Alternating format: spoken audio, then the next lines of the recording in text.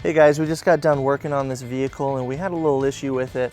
When we were done, it wouldn't let us shift it out of park or start the vehicle.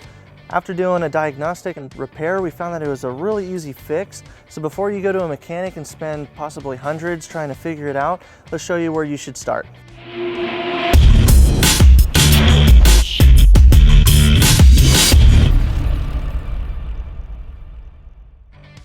All right, so first we're gonna go ahead and check our fuse box.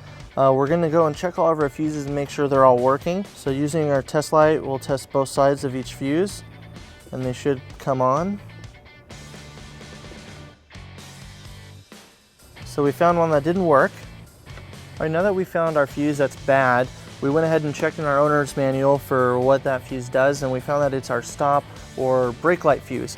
On a lot of vehicles, the brake lights need to be working for you to shift or even start your vehicle. So let's go ahead and check back on our work and make any necessary repairs.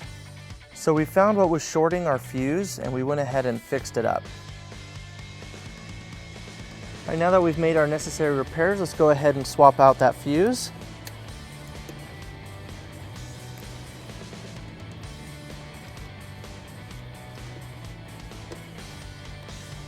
Then we'll go ahead and check it and make sure it works. All right, now that we know that we have power going through it, let's go ahead and check our shifter and our ignition.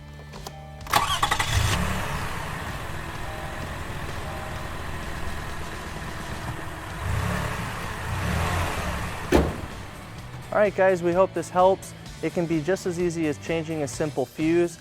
Like and subscribe for more hitch and wiring tips, and thank you for watching our video.